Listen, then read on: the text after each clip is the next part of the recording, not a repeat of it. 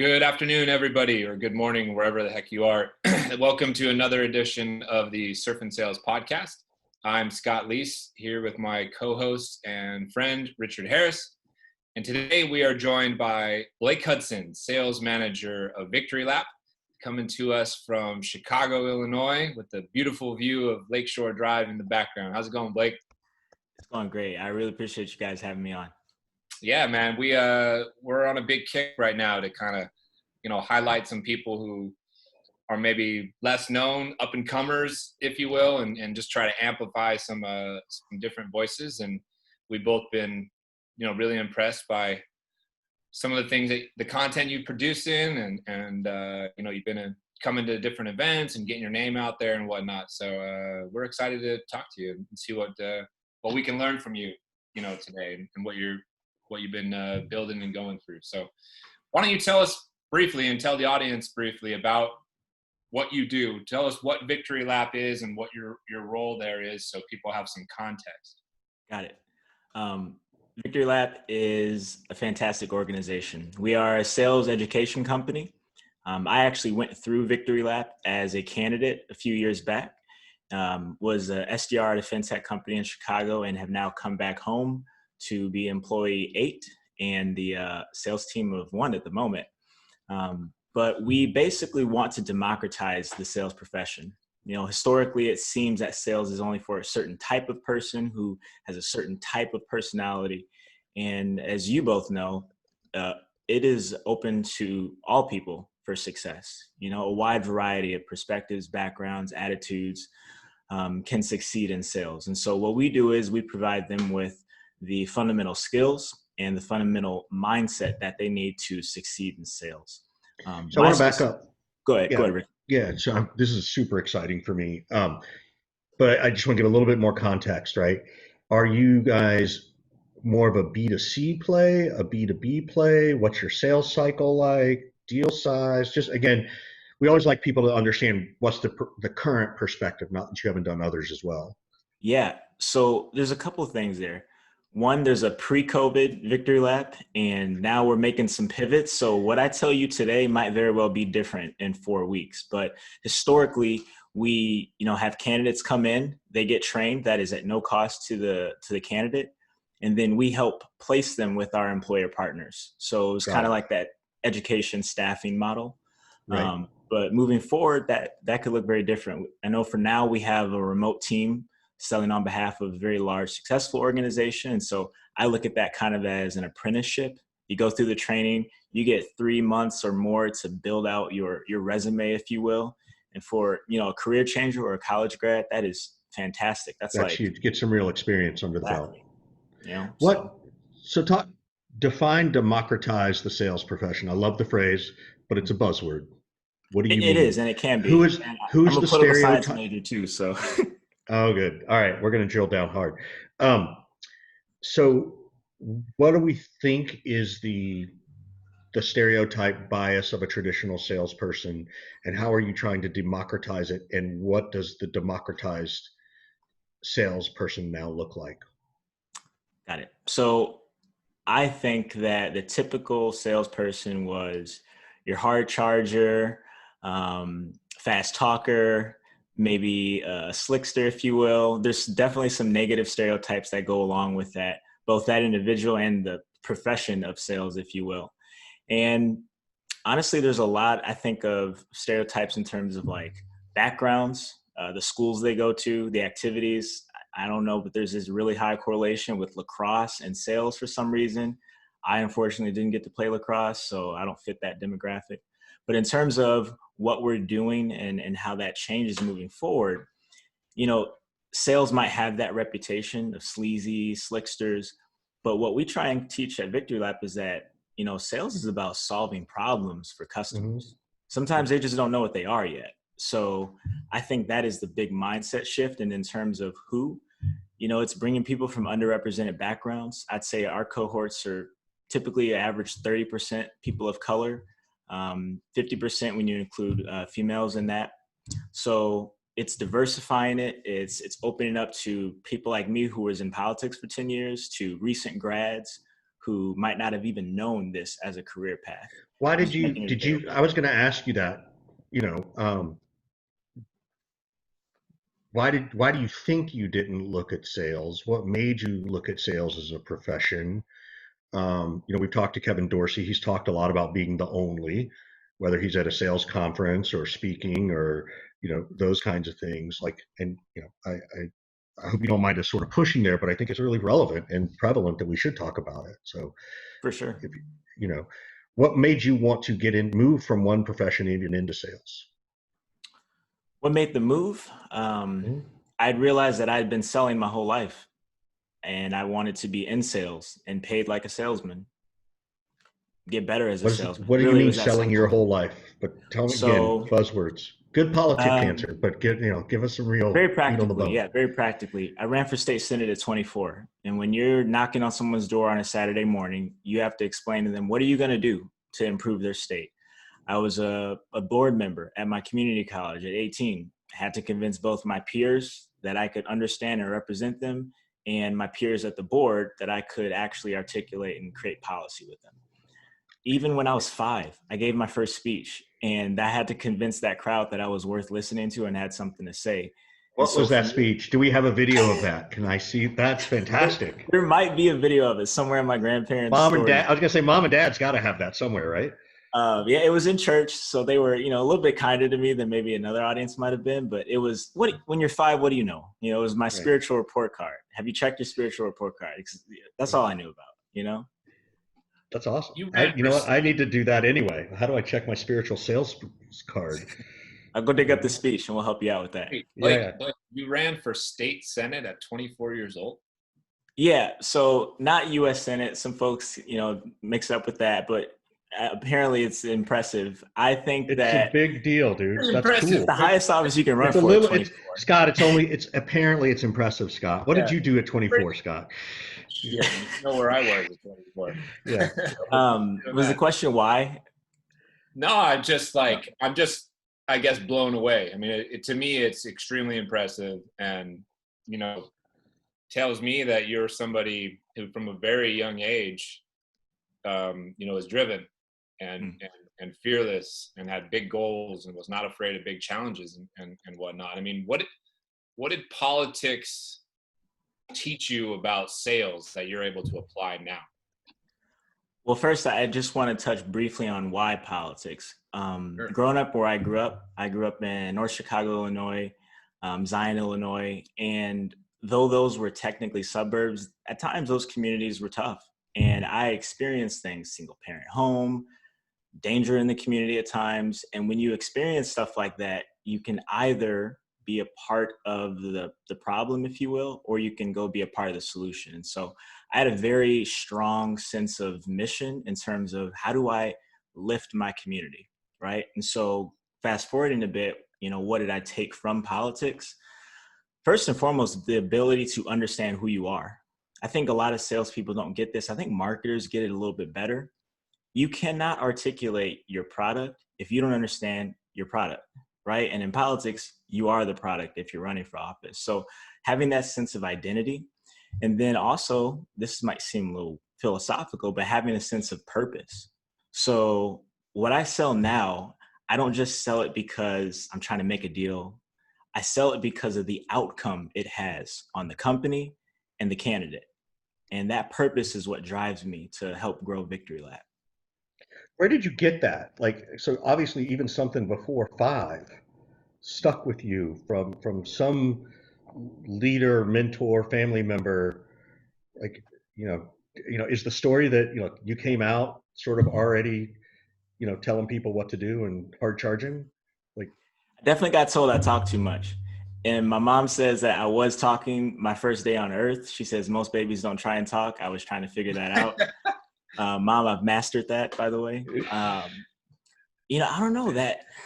I think there's just that fight or she's flight. still going to ask you to take it out of the trash, though, just so you know. Just because you're the master, right? You still got to take out the They're trash. always on me about taking out the trash. I never took Me out too. enough trash, by the way. Right. I think it's at the simplest level, a fight or flight sort of situation. But growing up in faith too, like just wanting to be someone that can impact others in a positive way. You know, it can be very tangible, like feeding them. It could be very intangible, like empowering them. But I guess I was raised to believe that I had something in me worth giving. And so I've just Yeah. spent my life trying to do that. So what do you, and this, I always love to go deep on this stuff. But so what is it about? I assume it was your mom raising you based on what you've said so far? Mom and grandparents, yeah, Mom, heavily. so where do you think they got it from? Right? Like this is an amazing piece that, not that you pull yourself up by the bootstraps, but here, let me help you learn how to help other people, you All due know? respect, I don't think we got a pair of boots. Right. So I think to answer your question, it's life kicking them in the butt. It's true for me. I got less kicks in the butt than they did. Hmm. My grandfather got less kicks in the butt than his father, and his father was a Right. slave. So, Yeah. I mean, all due respect, like it's just going through stuff. You can either lay down and die, or you can get it done. And it's funny because there's a parallel in sales with that. A lot of people complain about a hard quota. It's like, okay, well, you're never gonna achieve it if you don't try, right? Hmm. So at least give it your best shot, and that's the only way to get better. Yeah. So whether it's life or sales or whatever, you got to give it your best shot.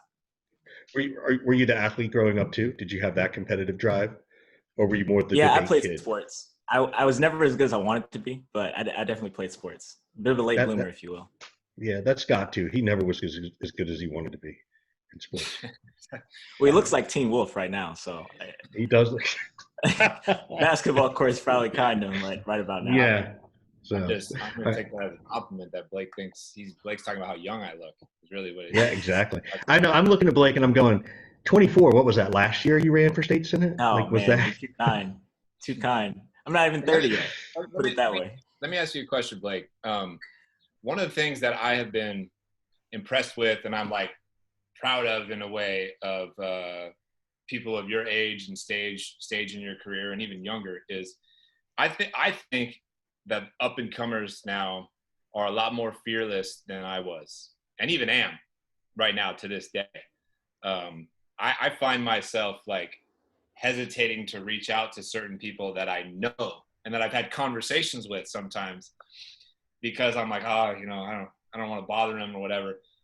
But people like you and I'm thinking of, Sarah from Gong, and I had this conversation with this upcoming salesperson named Andre McBride that I've been talking to, and he's making a transition right now, trying to get into sales for the first time, and like this guy is fearless, man.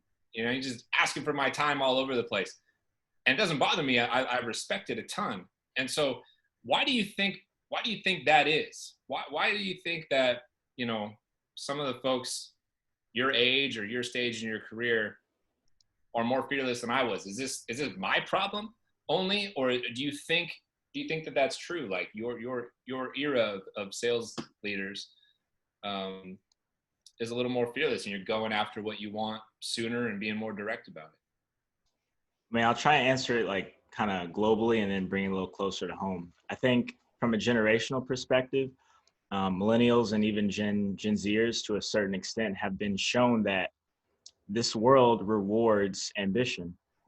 You want to go send a rocket to Mars, give it a shot.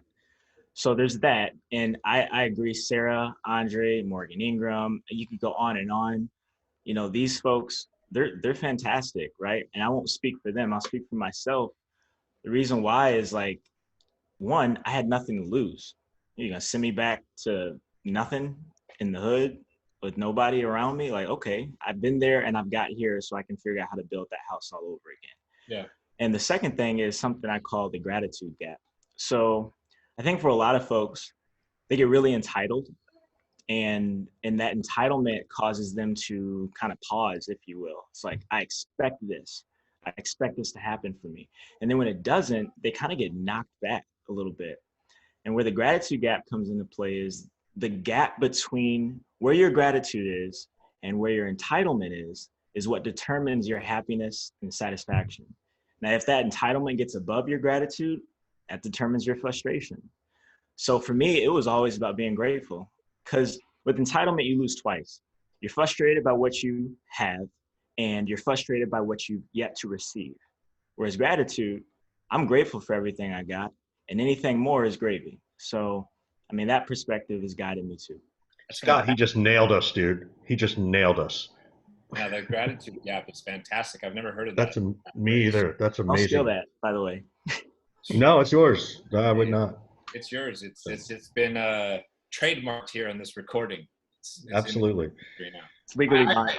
I can Sales resonate podcast. what you're talking about in terms also about like you know, almost like the worst thing that could happen. What are you gonna do? Go back to the hood? You said it's like I didn't experience that until I was 23, and for me, it's all around my health and things like that. And I didn't get fearless until I was 27, really trying to go out into the sales world.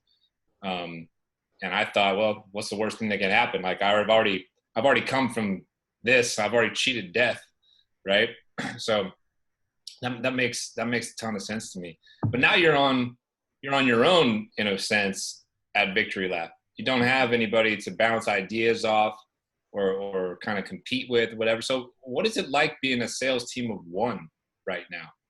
And how long have you been selling by yourself? What's that like? To say I have nobody is a bit of an overstatement because I'm Okay. surrounded by sales talent. It's a sales company that, you know, we're selling salespeople to salespeople. So Brian Barr created the onboarding department for Groupon. Keegan Chapman has managed hundreds of people. Like I have those people that I can rely on every day. Ryan Walker, same thing. John Carlson, same thing. These are people I can go to with pretty much any sales question I might have. Not to mention the community and network, TNS, Thursday Night Sales, Revenue Genius, like Rev Genius, all these groups. So I have support, we'll just say that. And then in terms of doing it by myself, something shifted when I realized like I have to be my VP of sales, my manager, and my SDR and my AE all at once, right? It's like I have to set the vision, create the playbook, right? We had one, and I had to create a new one post-COVID. Now we'll have to create a new one with the new product. But what's the playbook? What are the KPIs? How do I hold myself accountable? Where do I improve? What new tactics am I trying? Do you think that, and I think the answer is obvious, but like, do you feel like you're, you know, shrinking, or do you think you're learning so fast that like your trajectory towards being a VP of sales and somebody who builds out and scales a big sales organization is like expedited because of everything you're having to do? Like you're doing all of these things, all these different roles that fall under a sales org. A lot of what you're doing is what a CRO VP of sales does. Is that the trajectory that you want to be on? And do you feel like you're getting, you know, kind of a education in how to be a VP right now?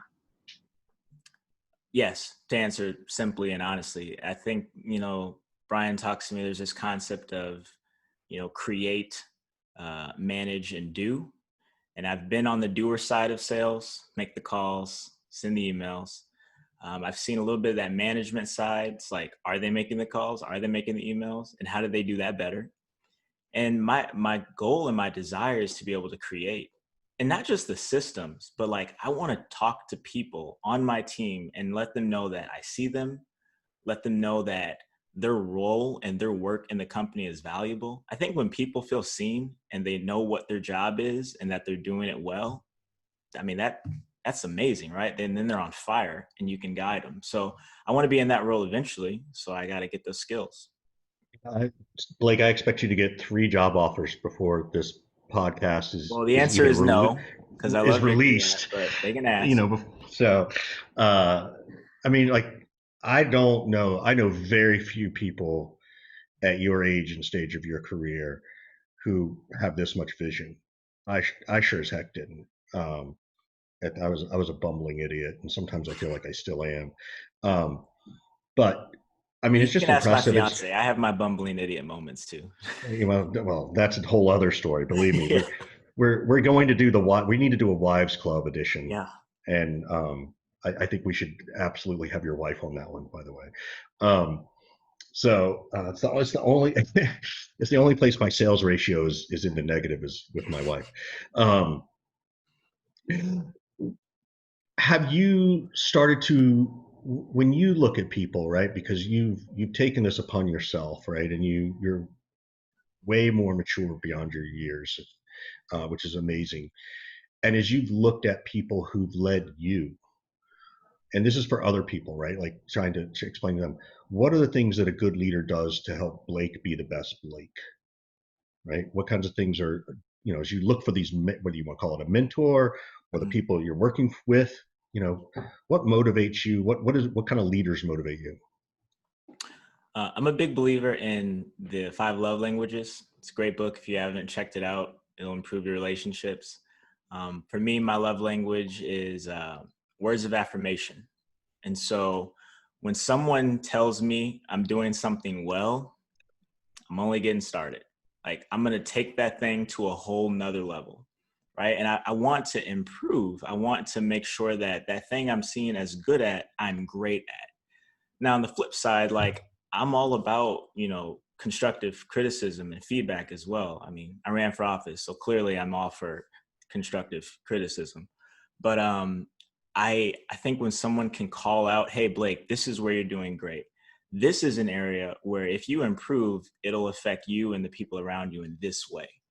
And so just having those words, having that constant communication, for me, is the best leadership style. But what have been some of your what some of your setbacks or failures? Like, because you're a guy who obviously likes feedback. You're willing to stick your neck out there and try and figure it out. What's been one of your bigger lessons in sales? In sales, okay.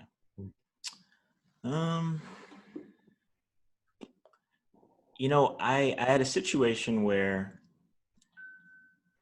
3 months into a role, I had hit quota basically 3 times. And then I came back after a Christmas break and like quota had doubled.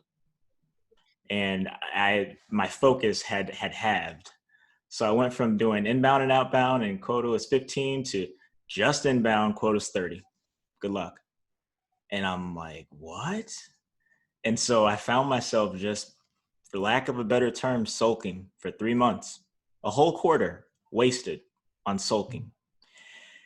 And it sucked. It was frustrating. It's embarrassing to look back on, but I'm grateful for it because after that 3 months, I saw my colleagues going through the exact same thing.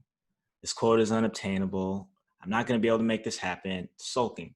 And what I tried to convey to them is this: listen, you can't control your quota, but you can control your effort. They said they want us to make this many dials. We're going to 3X that this month. And if we hit quota, then we're wrong. If we miss quota, then we have an argument to make. And so myself and a couple other SDRs, we went and just started shattering call activity records. And we got closer to quota. And some months passed it and some months didn't. But you know what? We pushed ourselves and we grew. What led you to get out of the sulking mood, that sulking mindset? The gratitude gap. I didn't know it at the time. I didn't label it like that, but that's what it was. I saw people around me. Yeah, I should have been promoted by now. They aren't giving me the right tools. I need a new Sales Navigator account. And I'm like, they gave me a laptop. I live in the city. I'm getting a commission. But you were sulking for 3 months. And did you just like have a dream one night and the gratitude gap showed up in your dream and you changed overnight? Was it a series of small events? Like what happened? As weird as it might sound, I'm kind of a sucker for like dates. So for example, like my 10,000th day on earth was August 8th, 2018. Why I know that, I don't know. But like April 1st, I woke up and I was like, damn it, I'm tired of sucking. I'm at least like, this is what it was. I was frustrated. This quote is not fair. This process doesn't work. These leads they want me to call don't work.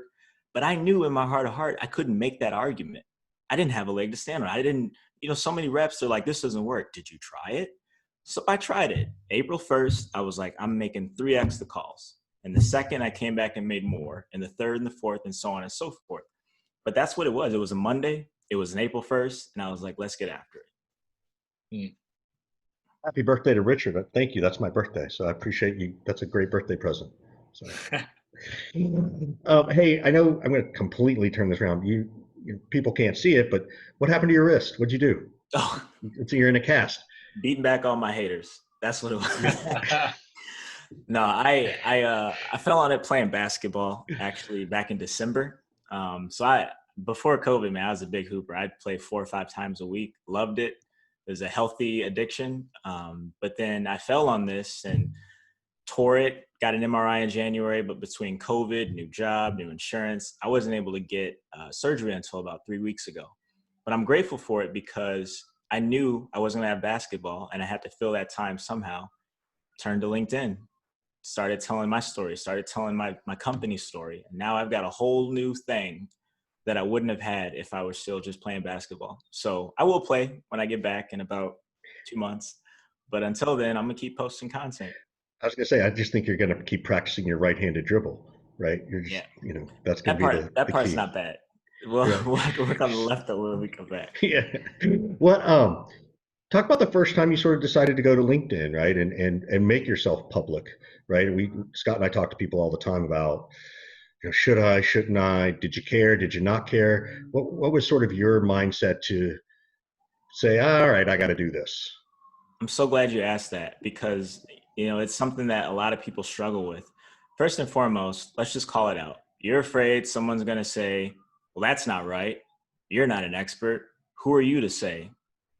And you just have to accept that. If that person says that, you say, thanks for your comment and move on. The reality is you are an expert. You're an expert in you.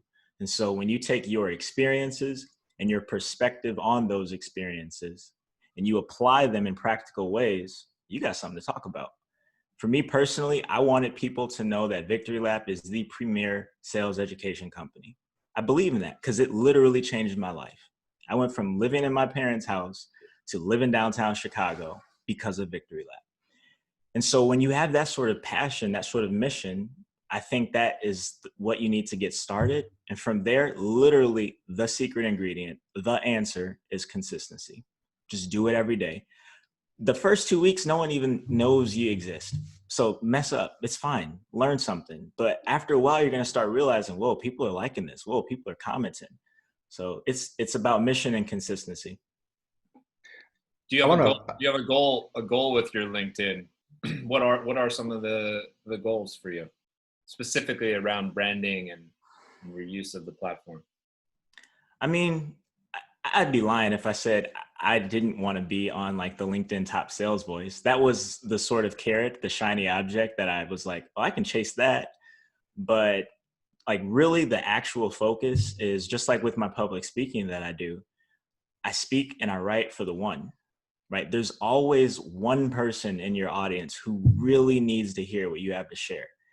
That's just the mindset you have to take as a content creator, as a speaker, producer of those sorts of things. So I'm trying to write for that, Blake in January, whose quota just got doubled. And he's like, why even try? Well, try because this is your craft, Blake. You're going to sell something after that company. So get better at it for the sake of getting better at it, right? Stuff like that. I'm gonna push you back on that one a little bit. Um, you're not doing it for the one, as much as everybody says that. That's what I call the fake humble brag. You are doing it for the many. You really are. Scott and I aren't doing the podcast for the one. We're doing it for the people who want to hear it. I talk about mental health a lot. I specifically don't go out and say, I'm just here to try and help one person get better with their mental health. No, I want to help as many people as I can. It's kind of up to the crowd to decide whether I'm helping one or not, right? So I just encourage you to sort of maybe look at it a different way. And I don't know that I'm right, and I don't know that mine's the right way, but it's just like I keep hearing the one, well, we're not going to effectively create real change in the world if we just do it one person at. I mean, yeah, it kind of has to be one person at a time, but we need a lot of I love what you ones. said. And respectfully, I'll So push back a little bit too. So I absolutely want to speak to the masses. I absolutely want large scale change. It's not about 100,000 followers though. It's about impacting 100,000 people. And correct, so when I say I write and speak for the one, agreed. truly, I want to write as if one person is reading that, not as if I'm writing to 100,000 people. And so that helps me, I think, like keep my sort of avatar in mind of who I'm trying to help. But it also helps as a copywriter, just writing something that someone can relate to, that they can connect with, because it seems personal to them. So that's what I mean by that. But I know the stereotype that you're getting at about the humble brag there. Yeah, cool. I appreciate that pushback. So how how are you doing with everything that's going on in the world, right? Not You're well. a young African American man. Yeah, talk to if you don't mind talking. Like we want to explore that. And Sorry to cut you off there, by the way. one sort of in the present. No, no, no. Please don't apologize. Certainly, how are you doing now and what you're doing, but how do you find the motivation to keep doing what you have done, knowing that it is just a little bit harder for you, right? In sales or life or whatever, just because people are going to unfortunately see your skin color. Like I really want to understand this and give you a voice and a platform to share with people. Thank you for asking that question and bringing this topic up. The truth is, I'm not doing well. And as my mom would say, the reason why I'm able to push on is I've been Black all my life. This might be new for a lot of people. This might be the first time they've talked about it, but you know what? It's a privilege to learn about racism instead of experiencing it. And, you know, I have no other option but to press on. So there's that. That's not even in my mindset. What's frustrating though is this. It is seeing people turn this topic into a political or a philosophical debate. Hey, let's talk about systemic racism. Is it real? Is it not? Meanwhile, people are literally in the streets dying. This is my actual life. I could be George Floyd. They don't care about my master's degree. They don't care about my quota. They're not asking those questions. I'm dead. And you're more worried about the Wendy's that's burned down instead of me. That hurts. Hurts a lot. I appreciate you sharing that, and I apologize if I've made you uncomfortable. I hope it's coming with the best of Okay, Rich, intentions, you're because I fine. think we do need to talk. So, thank you. Um, what can how can Scott and I be better? Like we know we're doing things, we're having these conversations, we're trying to share it out there, but yeah, and we're reading the books and we're doing those things, but my biggest concern is that, you know, in another 10 days it just sort of falls away, Mm-hmm. right? And I'm working real hard on some projects that Well, I think doesn't let that happen. let me chime in Yeah, go ahead, Scott. for a Jump in. minute, and Blake can take a second. But you know, one of the things that I've been doing, and I had this conversation with my friend Kevin KD the other day, Kevin Dorsey. You know, we were like, just grab two and go. That was the phrase, grab two and go. Meaning, every single day is my job and your job, Richard, to grab two people and go and take them with us and take action somehow. Whatever form that action takes, whether it's donating money or amplifying voices or providing opportunity or mentoring, coaching or education or teaching our kids to be better than those who've, you know, come before us and whatnot, is grab two and go. And that seems like a very doable thing. It doesn't sound in a single day, maybe like it'll make a huge, massive impact. But if I grab two and go every day, that's 700 and, you know, I can't do math, 365 times two, right? 700 plus people that I can impact to take some action. And if those 700 people grab two and go, that's how maybe we bring about, you know, some change. And, you know, we have collectively dropped the ball and not done enough. You know, it has nothing to do with Blake, has nothing to do with Kevin, has nothing to do with Nikki, has nothing to do with Morgan. It's me and you know, and Completely agree. And for whatever reason, to be complicit in that, for whatever reason, now there's no turning back, I think, you know, and I'm doing more than I ever have before. And I don't intend for this to be a moment at all. I intend for this to be a everyday thing. And I think that that's what is within our sphere of influence and control right now. And if we get to a place where we have a bigger sphere of influence and more control, then we fucking do more. But for right now, if I can grab two and go, you know, there's something positive there. Yeah, grab two and go sounds like the very best multi-level marketing plan there is. and I'm all for it. I want to be very clear before we even continue with this topic. For those that might be hearing this and thinking, oh, here we go again. Black people are not asking for some sort of advantage over you. We've been disadvantaged. We're used to that. What I'm asking for is an equality of opportunity. Just give me a chance.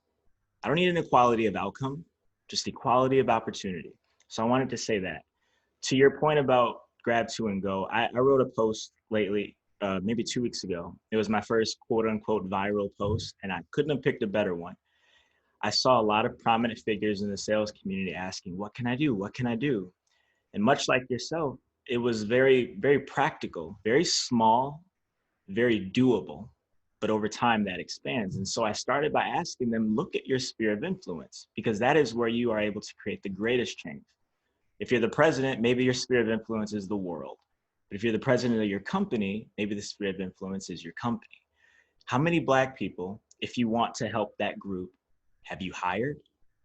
Have you managed, mentored, promoted, worked for? Because if the answer is none, I think we found a place for you to start.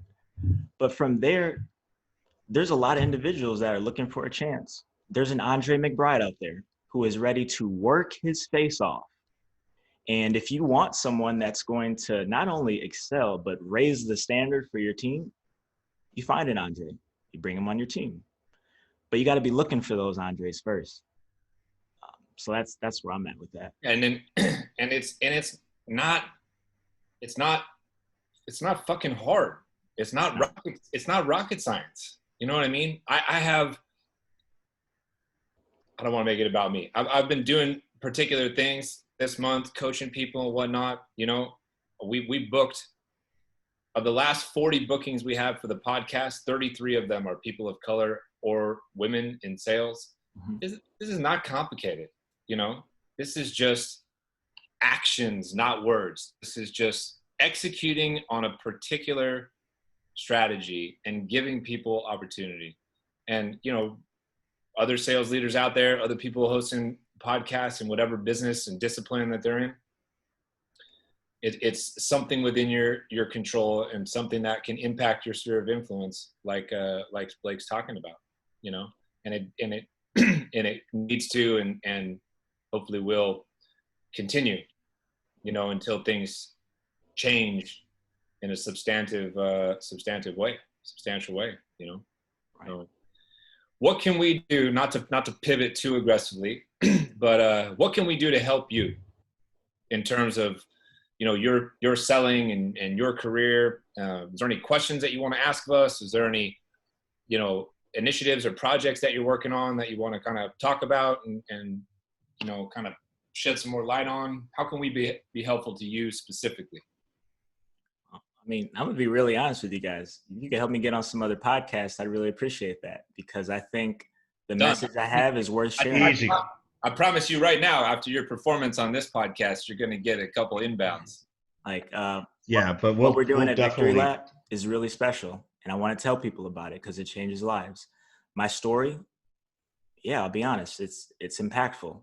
I know because people have told me, and I want to tell that. And there's Andre McBrides out there and other folks who I want to elevate. I want to use the platform that I'm given to talk about people that are up and coming as well. Because for as up and coming as I am, I'm still a couple of rungs above someone, and I want to help them out. So that's what would help me. That's awesome. I got 4 people I can already think of. Yeah. Probably the same that Scott has, but definitely want to get you on those. I'll make sure to grab a different 4. You know. Yeah. So obviously LinkedIn's an easy place for people to get a hold of you. Mm-hmm. If you're welcome, if you want to give out your work email address because they want to hear about Victory Lap and how you guys are on this mission, where can they get a hold of you work-wise? Very simply, blake@victorylap.io. So easy. I wish my email address was so simple. Well, you're the one that made your company. Yeah, you can change it. I know. God, it's the bane of my. Scott knows me that I toil and struggle with this one simple decision for years. So, you know, I have to abuse myself. Just start So, using your richard@surfandsales.com email address. yeah. That's By the way, Blake, are you a surfer, or will you become one when we can finally have another Surf and Sales and come with us? Oh, I'd love to. Yeah. We'd love Sounds to like a have you, plan. dude. Yeah. It's So made for people like you, man. it totally is. Oh, Absolutely.